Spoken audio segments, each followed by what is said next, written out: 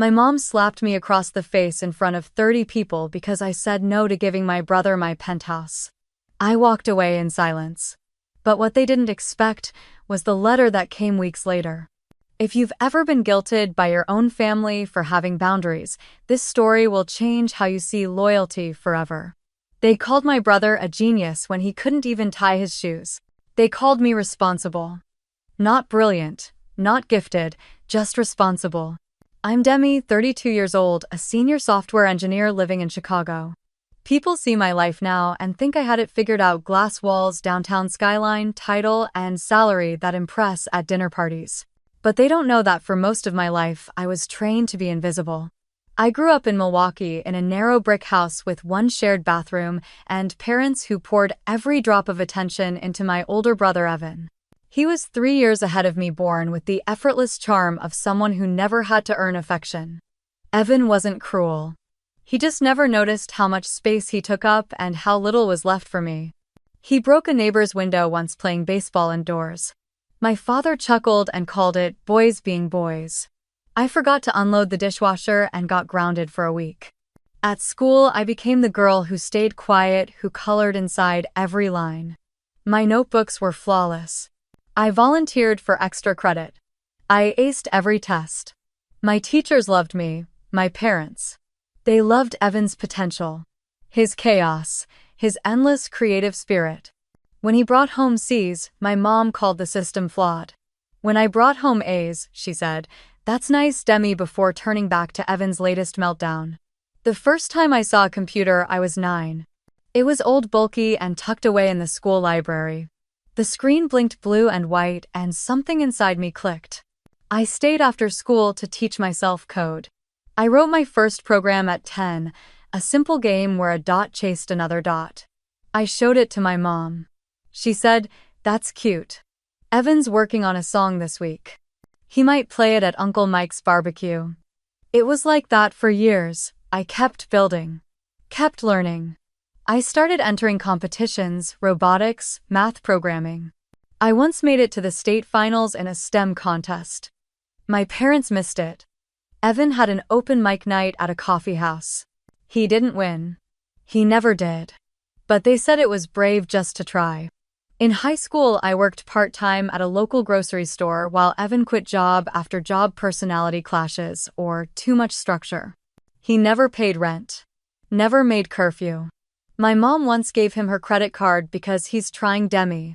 He just needs time. I never asked for anything. Not out of pride. Out of fear that if I did, I'd be told no. Or worse, ignored. When college came, I applied to 12 universities. Got into 8. Earned scholarships to 5. My parents said they couldn't help. College is expensive, my mom explained. We need to be ready for Evan's next steps. Evan, meanwhile, dropped out of 3 schools over 4 years. Each time my parents paid, each time they said it just wasn't the right fit, so I worked.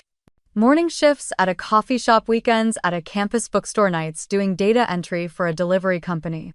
I slept 4 hours a night, ate cheap instant noodles on the floor of my apartment.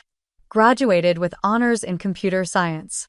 My parents came to the ceremony but left early. Evan had a crisis with his landlord. I remember one night in particular. I was 17, sitting at our kitchen table at midnight writing my college essay. My fingers were frozen from lack of heat. My parents turned down the thermostat to save money. Down the hall, Evan was blasting music in his room. My mother had baked him a cake to cheer him up. He had just been fired again. No one asked why I was still awake. No one offered a slice. I wrote that night about learning to thrive in silence.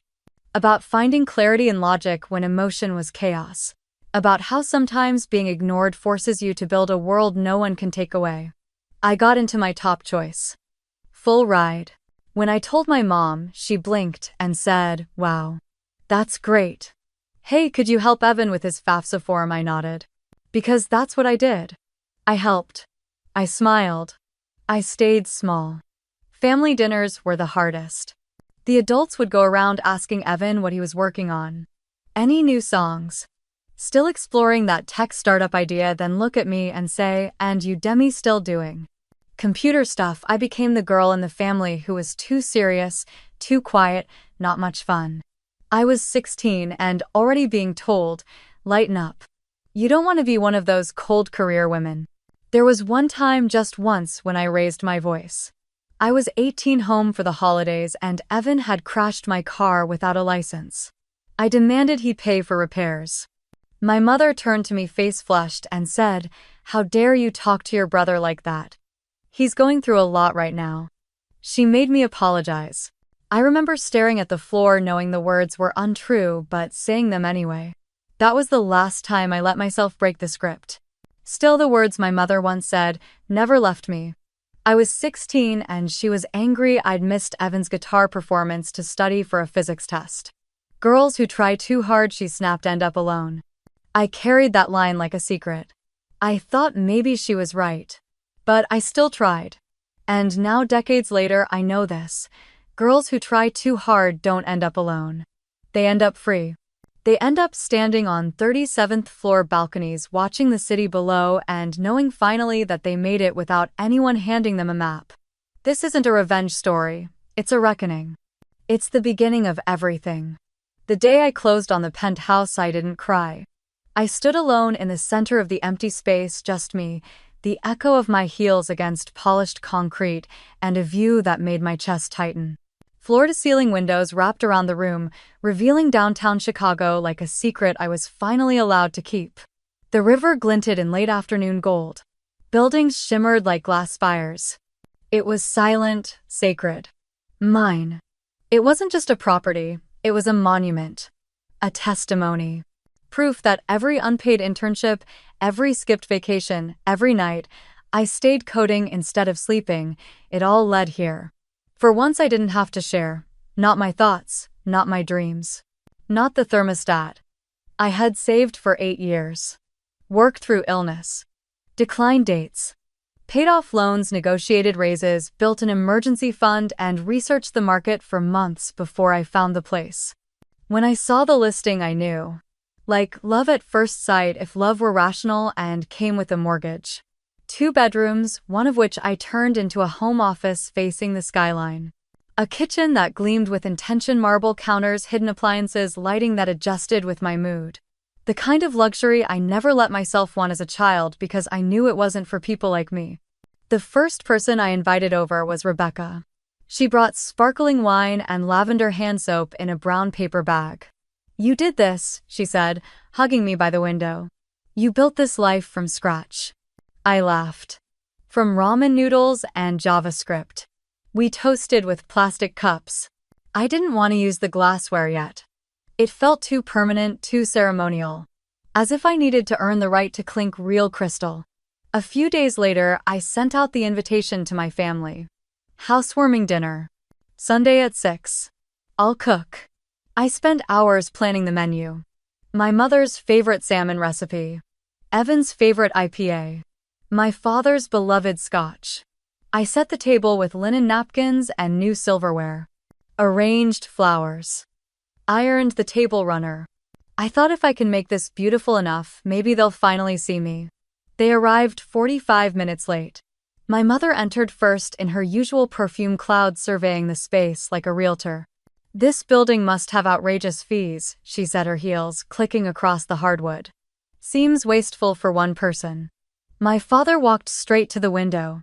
"Pretty flashy," he murmured. "Hope you didn't overextend yourself. The market could shift." Evan wandered in last in a hoodie and sneakers. He opened my cabinets without asking, poked his head into the office, then flopped on the couch. "Must be nice," he said, loud enough for me to hear. "Some people just get lucky." I froze at the stove, spoon in hand, staring into the risotto like it could explain what had just happened. Some people just get lucky. That's what he saw in this apartment. Not the years of grinding. Not the missed birthdays, the canceled dates, the therapy bills. Just luck. I smiled and carried the food to the table. Pretended I didn't hear. Pretended it didn't land like a stone in my stomach. We ate. I asked about my cousins, about my father's golf game. Tried to keep the conversation afloat, but it was like hosting a dinner with ghosts. They talked about Evan's latest interview, how the manager seemed intimidated by his big ideas. No one asked about my promotion. No one noticed the flowers. Or the playlist I'd made with songs from our childhood. After dessert chocolate mousse I had made from scratch, my mother stood by the window and said, "You know, Demi, this is all very impressive. But don't you get lonely? All this space, just for you." She didn't say it cruelly. But she didn't say it with wonder either.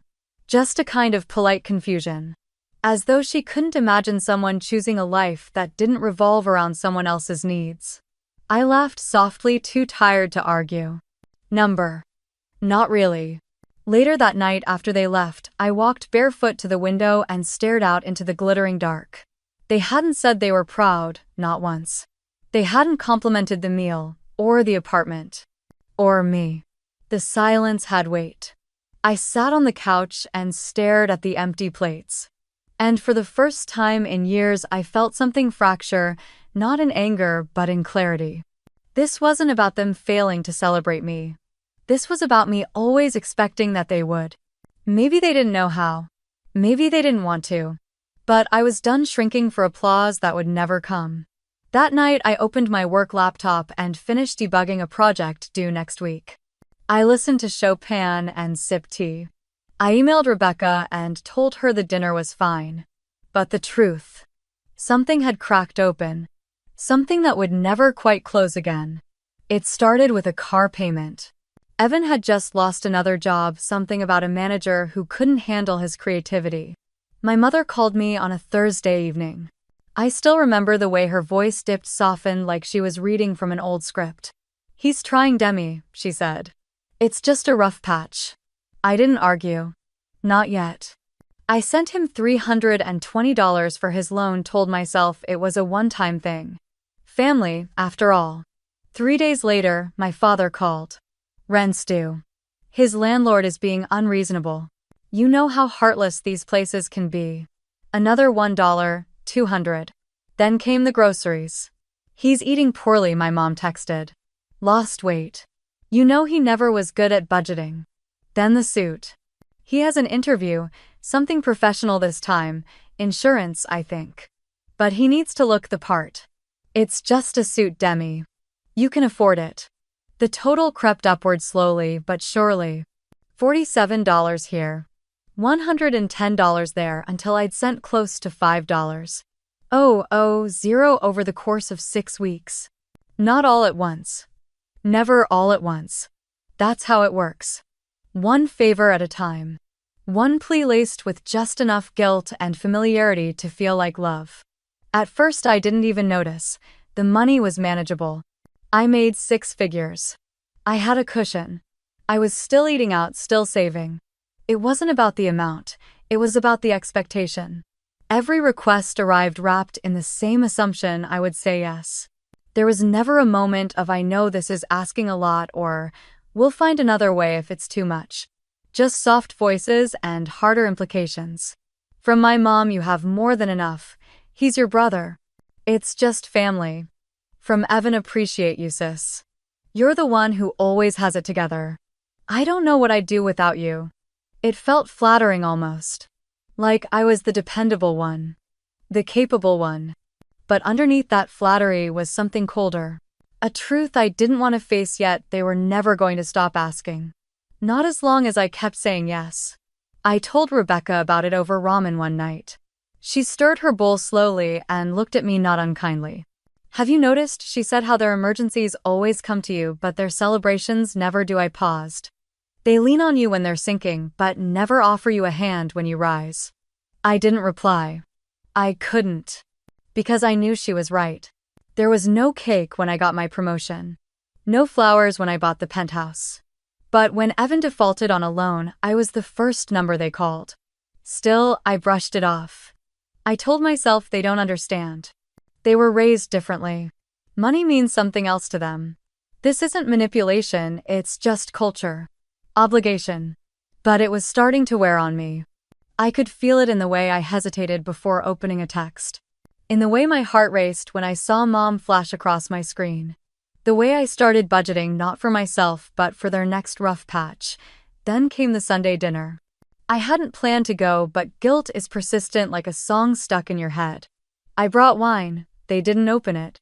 I sat at the table while my mother served Evan extra helpings of his favorite casserole and told him how proud she was that he'd applied for a new opportunity. She glanced at me once over her shoulder and said, "Demi, you're still working too much. You'll burn out." When I mentioned my mentorship program at work, how I was helping 2 junior engineers, my father said, "You always do too much. Just because you can doesn't mean you should." It was meant as a caution, maybe, but it stung. After dinner, I helped clear plates while Evan scrolled through his phone. My mom stood next to me at the sink, hands in soapy water, and said, "I just worry sometimes that all this success is making you cold." I blinked. Cold. You're always calculating, always guarding. You used to laugh more. I didn't remember laughing more. I remembered surviving.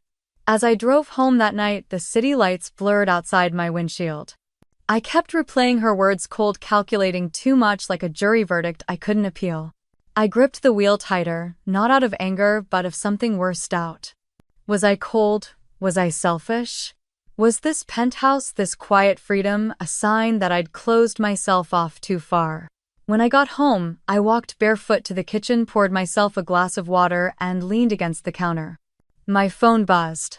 A message from Evan. "Hey, just found a sweet bike on Facebook Marketplace. Would make commuting easier. Think you could spot me? $600 will pay you back next month." He wouldn't. We both knew that. I stared at the screen, then turned it off and placed it face down. That night, I didn't sleep well. Not because I was afraid of losing money, but because I was afraid of losing the story I'd told myself all my life, that love meant giving. That family meant yes. That helping them made me a good daughter, a good sister, a good person. But now I was starting to wonder who was helping me. Whoever asked what I needed, who looked at me not for what I could provide, but simply for who I was. The next morning I sent Evan $100. Not $600. Not zero. A boundary wrapped in grace. He replied with a thumbs up emoji. No thanks. No follow-up. And somehow that was all the answer I needed. I spent too much on the watch. It was stainless steel with a blue sunburst dial and a leather strap I knew Evan would like because I'd overheard him admire something similar once years ago before another job loss, another reset.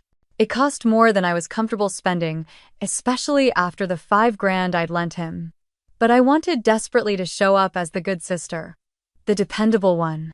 The one who hadn't changed even after moving 37 floors above everything. I wrapped it in silver paper and tied the ribbon twice. That morning my phone buzzed with messages.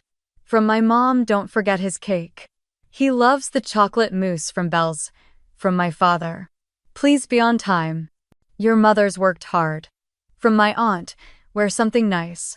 The whole family will be there." I chose a conservative blue dress. Nothing flashy. Nothing to spark accusations of showing off. No heels.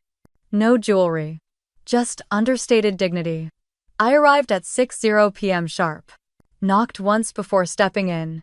The house was full. Too full. Every cousin, every uncle, every neighbor my parents had spoken to in the last decade was there. Balloons. A banner. Roast beef and rolls. Evan held court in the backyard laughing with a beer in hand. He saw me arrive but didn't come over. My mother met me at the door, her eyes flicking briefly to my shoes. "Finally," she said. "Put your gift on the table." She walked away before I could answer. I moved through the house like a guest at someone else's wedding, smiling politely, receiving obligatory nods. One aunt leaned in and whispered, "How's that fancy place treating you?" The way she said fancy made it feel like an accusation. Another guest I didn't recognize said, "Must be nice to live alone." No one to answer to. Dinner passed in a blur of polite disinterest. My parents sat beside Evan. I was placed next to my father's coworker and cousin Stephanie, who gave me a sympathetic look now and then. They passed Evan's second helpings, praised his big ideas, told stories about his charm. No one asked about my work. No one mentioned the penthouse. Not even to criticize. When Evan opened my gift, he barely looked at it. Mumbled "Thanks sis" and tossed it aside. My mother added, very thoughtful of her, Marcus. You always appreciate quality, don't you? Then she turned back to the next box. I waited for the right moment to slip out. It came after the cake, right as people were starting to stand and gather coats. That's when my father stood, clinked his glass with a spoon. If I could have everyone's attention, he began, voice projecting over the chatter. We have something important to discuss, as a family. My body tensed. He spoke slowly, deliberately. As you all know, Evans had some setbacks recently. But we believe in second chances. We believe in family. My mother joined him, eyes scanning the room until they found me. Family means helping each other, especially when some of us have been more fortunate than others. Then came the words, let Evan move into your penthouse just for a while. The room fell silent. Aunt Judith nodded. Makes sense. It's such a big place for just one person. My father added, he just needs some stability. And you have space. A spare room even. Evan leaned back in his chair, half smiling like it was already done. I looked around. Every eye was on me. Waiting. I took a breath. Saturday up straighter. My home, I said carefully, is not available. I worked very hard for it. It's not an extra property, it's my sanctuary. You could still live there, my mother replied instantly. He just needs a place to regroup. 6 months max. We all know it wouldn't be 6 months, I said softly. A few gasps, a few murmurs. You're being dramatic, Evan cut in. I wouldn't even be in your way. You're being selfish, my mother snapped. And then in front of 30 people, relatives, neighbors, strangers, she walked across the room, raised her hand, and slapped me. Hard. It echoed. I didn't move, didn't cry, didn't run. I looked at her. At the hand still half raised. At her chest rising with anger. At the room that had gone dead quiet, no one stepped in. No one said a word. They looked away. Or down. Or at each other. But not at me. I turned. Picked up my purse. Walked slowly to the door. Opened it. Closed it behind me. No dramatic exit, no final line. Just the soft click of a door I knew I'd never walk through again. In the car, I didn't drive. I sat there with my hands on the wheel and my heartbeat echoing in my ears. And then the tears came. Slow at first, then heavier. Not just for the slap, but for every moment before it that I hadn't left. For every year I kept trying to earn love like a bonus check. When I finally reached home, I walked into my penthouse and locked the door behind me. Slid to the floor back against the wood and sobbed.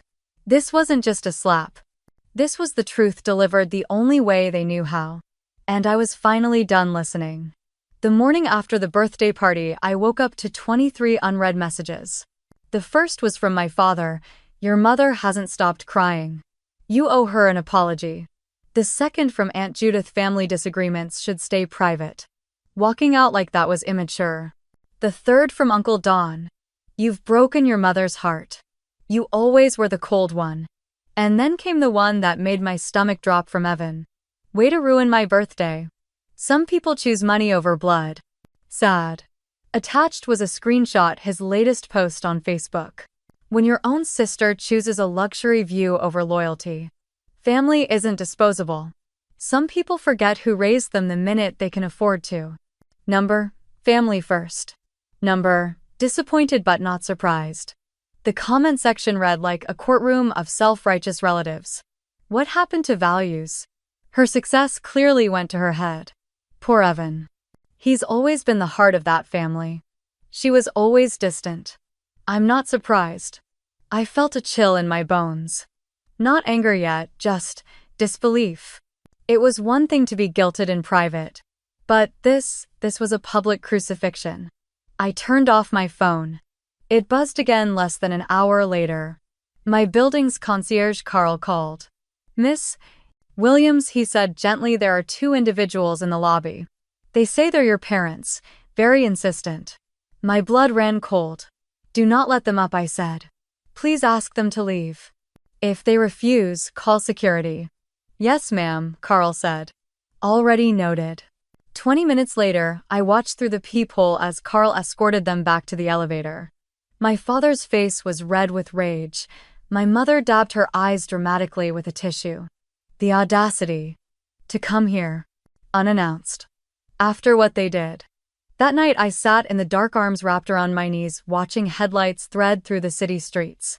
I hadn't felt this small in years. I thought about the post, the comments, the silence from people I'd once called cousins. They weren't defending me. They weren't asking what happened. They'd already picked a side, and it wasn't mine. The following day I went to work early. Needed the routine, the normalcy.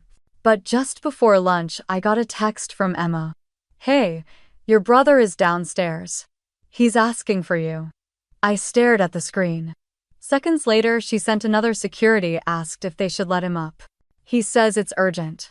I closed my laptop. Walked to the security desk. My voice was calm.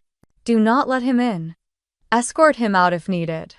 And please add him to the no-access list." They nodded. But I could feel it. That tension rising in my chest. That shame, irrational but still alive, of having family drama spill into my professional life. I wanted to hide, to vanish. That evening, Evan posted again. "Money doesn't buy decency. Or empathy. Or respect." Some of us still believe in showing up for each other, even if we don't have penthouse views. More comments, more pity, more subtle stabs. I blocked him. Blocked my mother, my father. Every single relative who'd liked or commented on those posts. I shut every window they used to crawl into my peace. And still, I couldn't breathe. It felt like drowning, except no one saw the water. That night, I opened a new document. Typed out a list, amounts I'd given Evan in the past year. Every unsolicited visit, message, call. The slap. The post. The invasion of my home. I needed to see it. Needed proof that I wasn't imagining this. That it wasn't just family stuff. That it was in fact abuse disguised as concern. The next morning I called Dr. Mitchell. She'd been my therapist 3 years ago, back when I thought burnout was my biggest problem. I hadn't seen her since. Her voice was warm but steady. "What brings you back?" I told her everything. The birthday trap. The slap. The smear campaign. She listened. Didn't interrupt once. Then she said, with more certainty than I'd expected, "This is emotional abuse, Demi. It's not subtle. It's not occasional. It's patterned. It's intentional. And it's escalating." I said nothing for a long moment. "Then I keep thinking I'm overreacting." She shook her head. "That's what they want you to think. It's what they've trained you to think. When people violate your boundaries, then make you feel guilty for having them, that's not love. That's control." Something broke open. Tears again, but not from grief this time. From relief. She saw it. She named it. It wasn't just me. Before the session ended, I asked, "What do I do now?" Her voice was clear. "You start protecting yourself. Relentlessly." The waiting room was too quiet. Soft jazz played from hidden speakers, the kind meant to soothe without drawing attention. A bowl of peppermint candies sat untouched beside a rack of outdated psychology magazines. I didn't touch either. I sat on the edge of the couch, knees together, palms sweating. I hadn't been in therapy in over 3 years, back when I'd convinced myself my only issue was work-life balance. Back then, I didn't have the language for what I was actually living. When Dr. Howard opened the door, she smiled gently. Nothing performative, just enough to let me exhale. "Demi," she said. "Come in. I'm glad you reached out." I walked into her office like it was the last safe place on earth. Soft chairs. A lamp with warm light. No mirrors. Just her notebook in hand, giving me her full attention. I didn't cry right away. I started with facts. I walked out of my brother's birthday party. My mother slapped me in front of 30 people. No one did anything. Then they came to my building. My brother posted about me online. I blocked them all. I haven't spoken to anyone in 2 weeks. Dr. Howard nodded slowly. "And how are you feeling now?" I hesitated, shaky, and relieved. And guilty. Like I betrayed something sacred. Like I dropped the weight I was supposed to carry, and now I don't know who I am without it. That's when the tears came. She didn't interrupt. When I finished, she asked gently, Demi, may I ask? Growing up, how were conflicts handled in your family? I swallowed. They weren't. Everything revolved around my brother. If he was upset, everything paused. If I was upset, I was being dramatic. You mentioned your brother a lot. Let me ask you something and answer from your gut. Who was the golden child in your family? I didn't hesitate. Evan. And who is the scapegoat? My voice faltered. Me. She nodded. That dynamic is incredibly common in narcissistic family systems. One child is idealized no matter how little they do. The other is pathologized no matter how much they accomplish. I blinked. I'd read about it once late at night after one too many guilt-ridden phone calls from my mother. But seeing it reflected back by a professional was like hearing someone say your secret out loud and still offering you a seat at the table. So, it's real, I asked. It's very real, she said. And what you've described isn't just dysfunction, it's emotional abuse. Strategic. Long-term. Reinforced by silence and performance. I sat back in my chair. I've spent so many years trying to prove I'm not cold, that I'm still good. Because they taught you, she said softly, that love has to be earned. And that setting boundaries is selfish. The silence in the room pulsed like a heartbeat. Then she added, but what you did leaving that party saying no, walking away wasn't selfish. It was survival. I laughed short and bitter. Then why does it feel like I'm the villain in their story? Because in families like yours, she said, truth tellers are always cast as villains. They threaten the illusion. I felt that in my bones. For years I'd made myself smaller, kinder, more generous. Not because they deserved it, but because I was terrified of being the daughter who stopped trying. The sister who gave up. The woman who became too much. And still, no matter what I gave, they took it all and then demanded more. Doctor. Howard leaned forward slightly.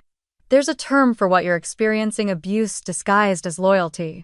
You've been told your entire life that giving until you break is what makes you loving. But love doesn't ask you to disappear. I let that sentence hang in the air. Like a diagnosis I'd needed my whole life. Love doesn't ask you to disappear. When the session ended, she gave me a handout. It was titled, The Scapegoat Child Healing the Unseen Wound. I skimmed the first few lines before folding it into my purse. For the first time in weeks, I walked home without looking over my shoulder. That night, as I sat by the window sipping tea, I opened an old photo album I hadn't touched in years. Most of the pictures were of Evan birthday parties, school plays, football uniforms. I found only a few of myself, usually standing in the corner holding a book or wearing the same dress as the year before. It didn't hurt like it used to. Now it confirmed what I knew. I thought of that summer when I was 12 and asked why Evan didn't have chores like I did. My mother scolded me for questioning fairness. She said girls who keep score always end up alone. That was her favorite line. A warning and a curse in one breath. During our next session, Dr. Howard asked me to describe a moment where I first felt emotionally abandoned. I told her that story. She leaned forward and said something that stayed with me. That wasn't discipline. That was silencing. You weren't dramatic, you were observant. No one had ever told me that before. She introduced me to a framework called gaslighting through caretaking. When I raised my eyebrows, she explained, it's when a family uses affection as a leash. You're told you're loved as long as you remain useful. You're allowed to succeed as long as you stay quiet about the dysfunction. The moment you ask for fairness or worse, justice, you're branded ungrateful. I nodded slowly. It felt like someone was describing my life back to me word for word.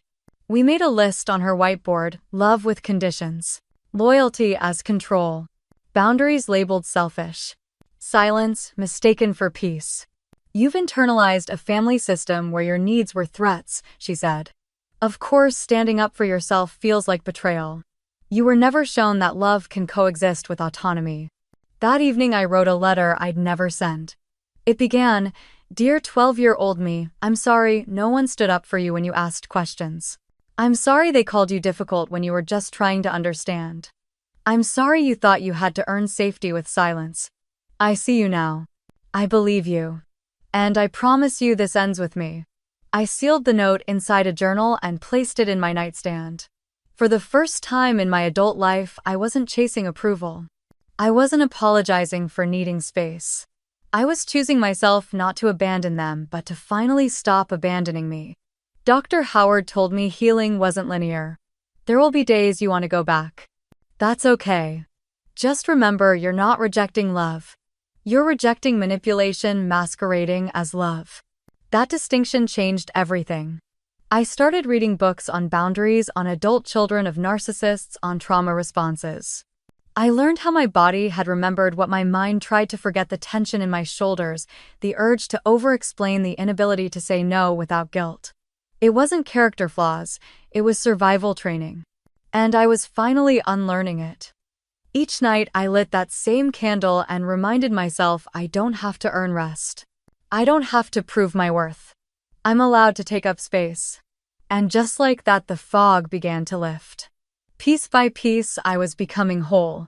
Demi chose the restaurant carefully. It was upscale but neutral, no sentimental ties, no risk of nostalgia clouding her clarity. The private dining room offered just enough distance from other patrons to allow honesty, but not enough privacy to enable another emotional ambush. She had learned. She arrived 20 minutes early, folder in hand. Inside was a document she had drafted and revised with care, a boundary agreement. It wasn't legalese, it wasn't a punishment, it was a map of how and if any relationship with her family could continue. One page listed a timeline: her jobs, promotions, rent history, and self-paid education. On the opposite column, Evan's 3 failed college attempts, multiple jobs lost, and the tens of thousands of dollars in family bailouts. No embellishments. Just facts. She took a breath and laid the documents flat on the table. At exactly 6:00 p.m., her parents walked in. Her mother wore the same expression she'd worn at Evan's birthday party: wounded, indignant, slightly theatrical. Her father looked downcast, not angry but dimmed. Evan was 10 minutes late. Of course. Demi stood and offered each of them a seat.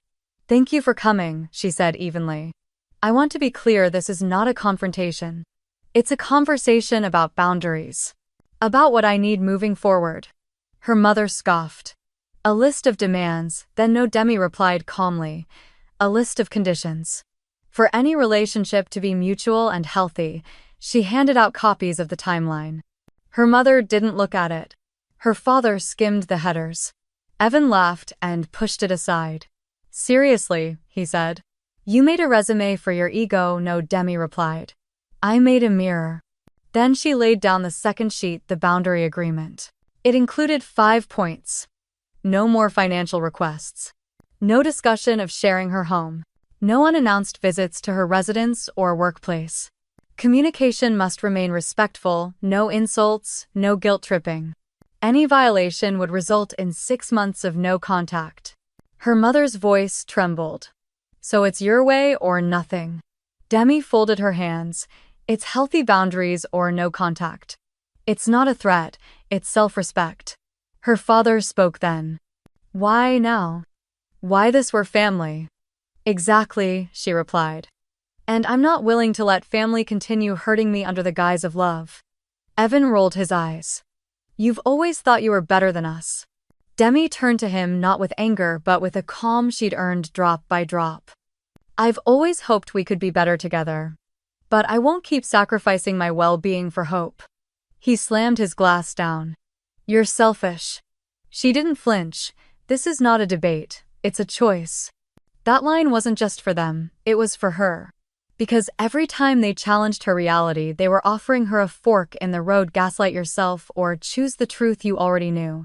And this time, Demi chose herself. As she waited in the private dining room before their arrival, Demi had stared out the tall windows overlooking the evening traffic of downtown Chicago. The skyline twinkled in defiance of everything broken beneath it. She thought about the first time she ever compromised to keep the peace when she was 17 and gave up her acceptance to a summer coding program because Evan had just been suspended again and the family couldn't handle 2 crises at once. She remembered how her mother had said, "You'll have other chances. Your brother needs this family more than you do." And she had nodded. and smiled, and folded herself smaller to keep the world from collapsing. It had taken 15 years to unfold again. Tonight wasn't just a conversation, it was the unburying of every "it's fine" she'd ever choked down.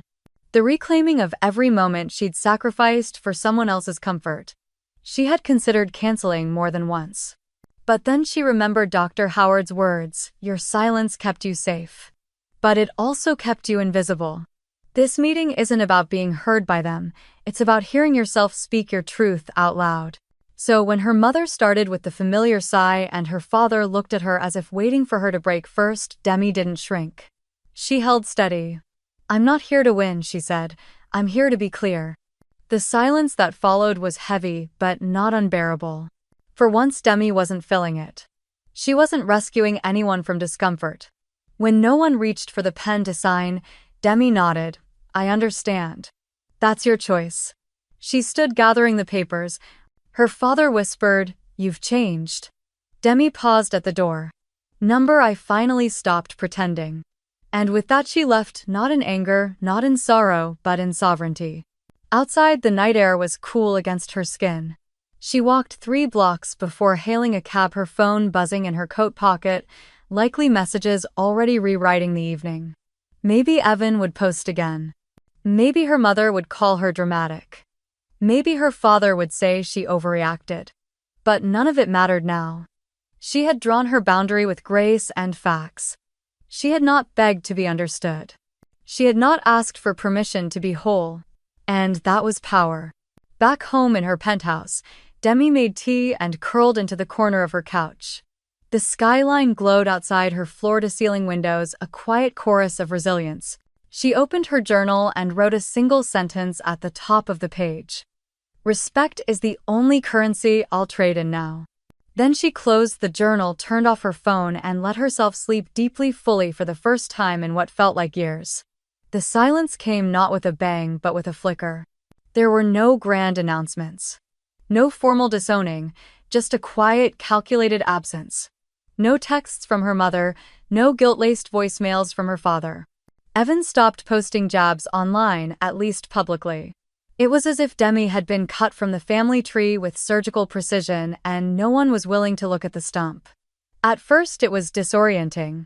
For so long, even the dysfunction had provided rhythm. The toxic cycle of push and pull had shaped her emotional weather, and now it was still. Too still. For the first time in her life, no one was demanding she fix something that wasn't hers to fix. But silence, like soil, can grow unexpected things. Demi threw herself into a book club that met every other Thursday in a cozy, light-filled shop on the edge of Logan Square. The first meeting, she barely spoke. By the fourth, she was recommending authors and laughing without scanning the room for judgment. She wasn't performing anymore, she was arriving. She joined a hiking group that met Sundays at dawn, their boots crunching over fallen leaves while the city still slept. The air was sharp and clear, like the clarity that had begun to settle in her bones. Strangers became companions. No one asked who she was in relation to someone else. She was just Demi. That was enough. One Saturday morning, she passed by a sign for a watercolor class at the community center. She hadn't held a paintbrush since grade school, but something in her longed to create without expectation. She signed up, and the first time her brush touched paper, she cried quietly, unexpectedly, not because the painting was beautiful, but because no one was grading it. For once, beauty didn't have to be earned. The seasons changed. Fall bled into winter. The holidays came and went without obligation. Demi spent Thanksgiving making pumpkin ravioli from scratch while jazz played in the background. On Christmas, she wrapped books for the friends who had become family, Rebecca, Emma, and others whose love didn't come with fine print. One evening in January, she stood barefoot in her kitchen making soup from a recipe her grandmother, not her mother, had taught her as a child. She turned on a playlist of soft indie ballads and danced, stirring lentils with one hand, sipping wine with the other. There was no audience. No criticism. No expectation.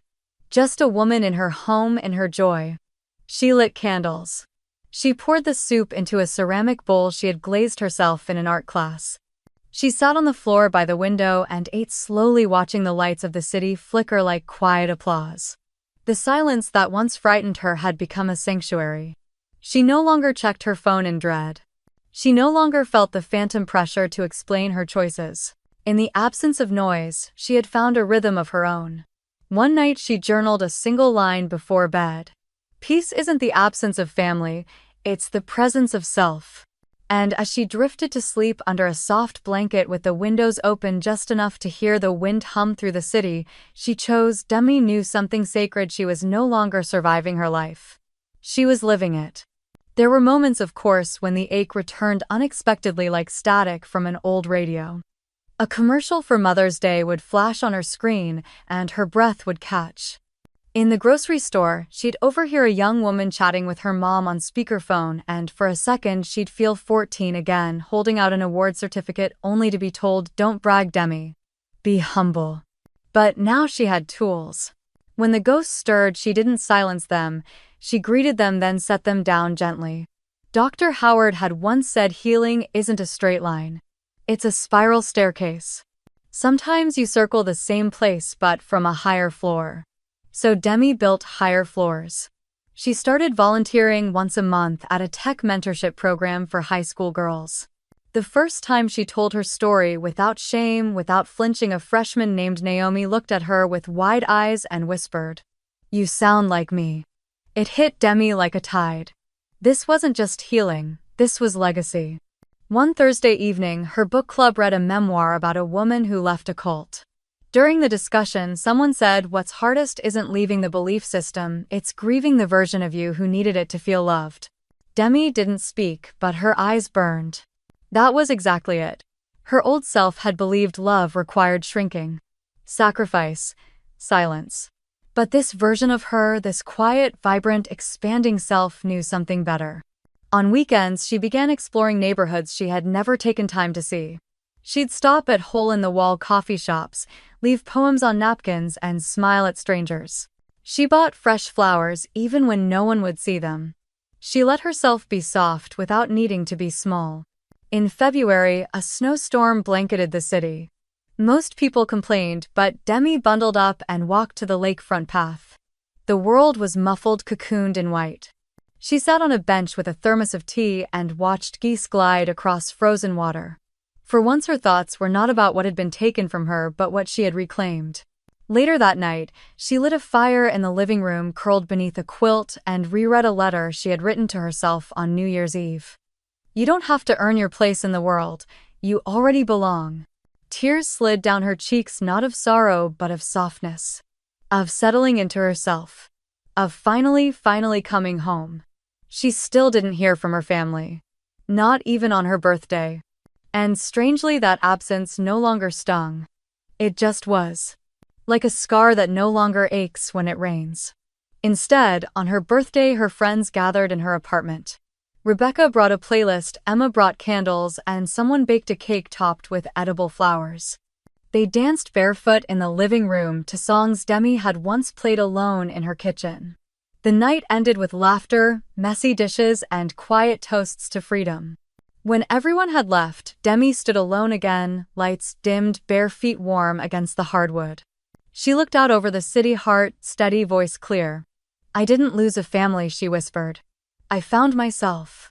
The email came on a Tuesday morning, tucked between a newsletter from her favorite bookstore and a coupon for cleaning services she never used. The subject line was simple, from Dad. Her hand hovered over the mouse, heart skipping in that old trained rhythm, fight or freeze. She clicked. "Demi, I've been doing a lot of thinking since our meeting. While I don't agree with everything you said, I can see that I haven't always treated you fairly. Your mother isn't ready to acknowledge this. Evan certainly isn't. But I wanted you to know that I'm proud of what you've accomplished, and I respect the strength it took to stand up for yourself. If you're willing, I'd like to meet for coffee. Just the two of us." Dad. Demi read it 3 times. It wasn't an apology. But it wasn't nothing. She thought of the man who had once praised Evan for quitting a job because real visionaries don't clock in. Who told her when she graduated summa cum laude, "That's nice, but don't let it go to your head." She thought of how he had stood silent when her mother slapped her. But she also remembered being 8 in the garage learning to change a bike tire with him. She remembered that he had taught her to drive, clutching the armrest as she lurched down side streets yelling, "Too fast." But never taking the wheel. So, she wrote back. "Okay. 1 hour. Neutral ground. Please don't bring Mom." They met that Saturday at a quiet coffee shop near a public garden, the kind of place with mismatched chairs and chalkboard menus.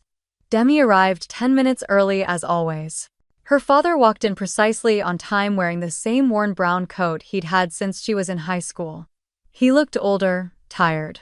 Less like an authority figure, more like a man carrying too many things he didn't know how to put down. "Hi," he said, hesitating before sitting. "Thanks for coming." Demi nodded. "Thanks for asking." There was a pause. Then small talk. Coffee orders. Weather. The awkward circling of people not sure where to begin. "I read the contract again," he said finally. "The boundaries. It's a lot."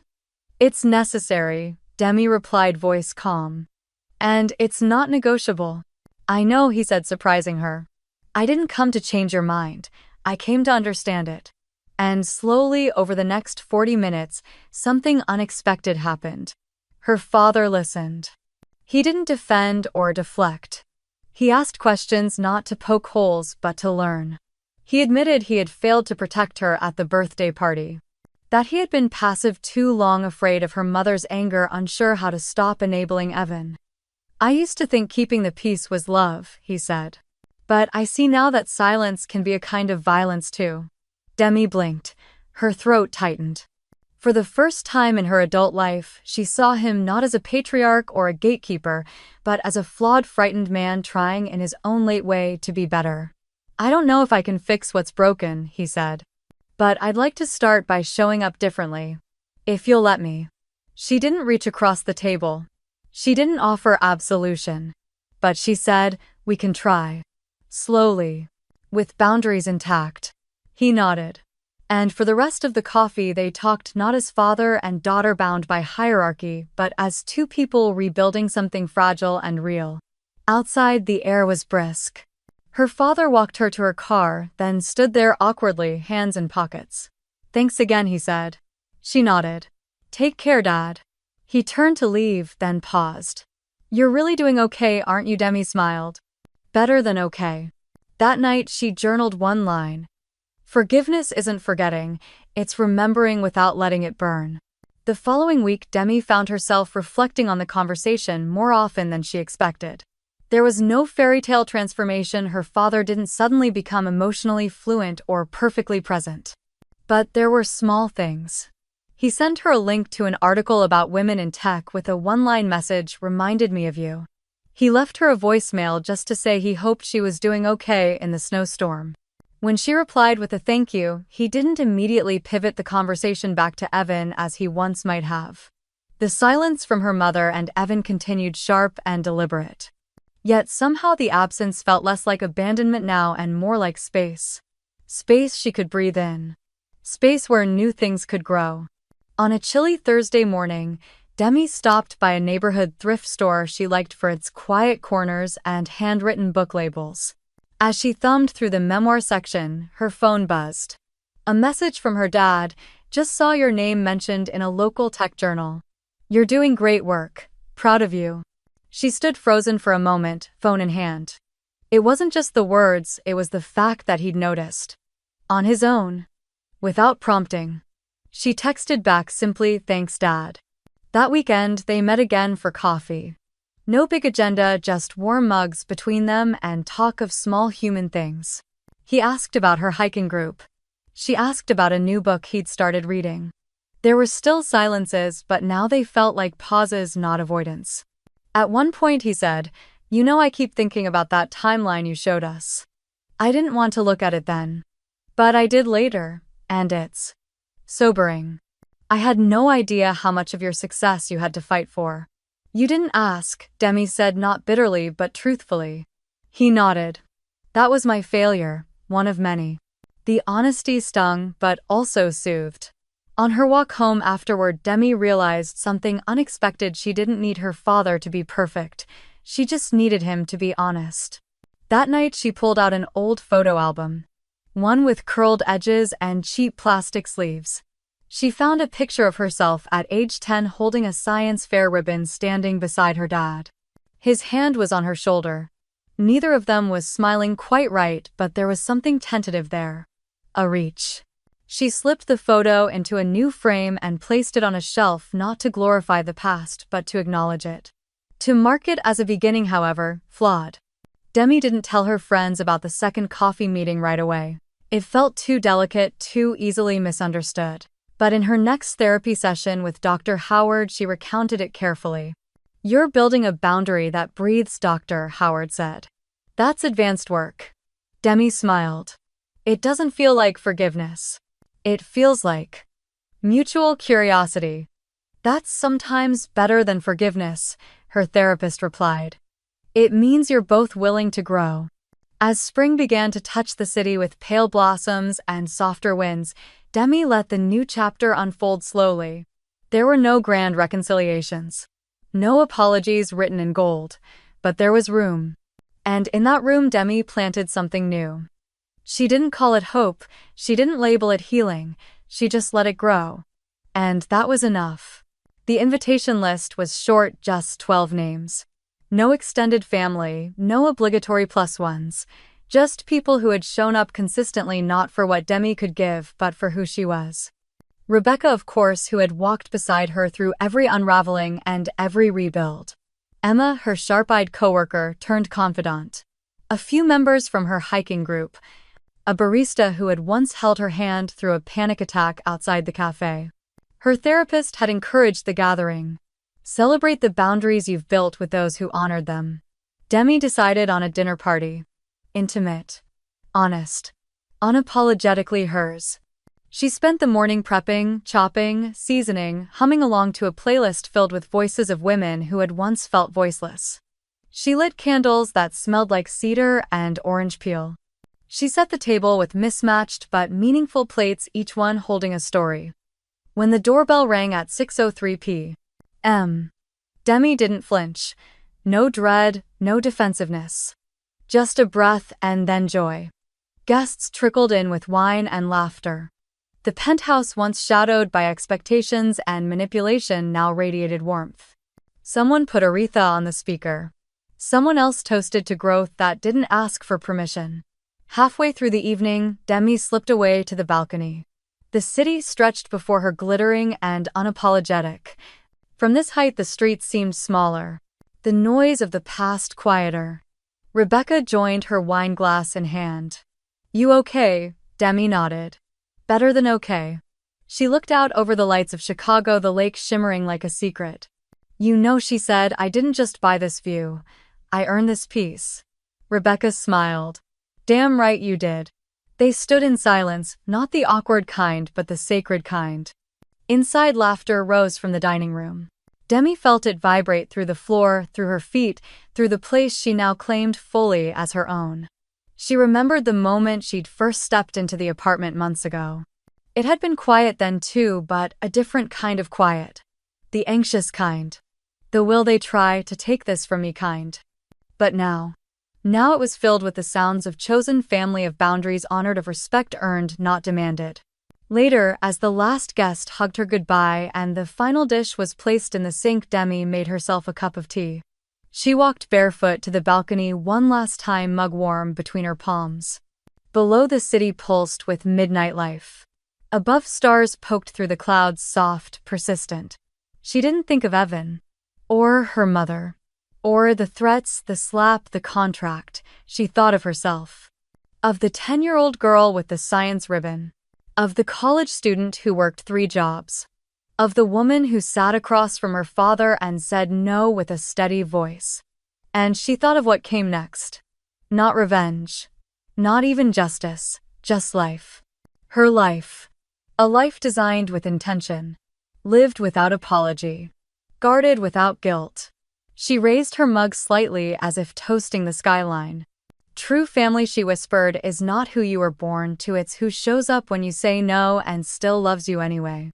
And with that, she turned and walked inside. Ready for everything that came after. She didn't clean up right away. Instead, Demi let the silence linger like a final guest. Plates remained where they were, evidence of joy of shared stories and clinking glasses. She moved slowly through the apartment, fingers brushing the back of a chair, the edge of a photo frame, the lip of the wine glass she hadn't finished. She paused by the wall near the entryway where she had once considered hanging a family portrait. She had left it blank.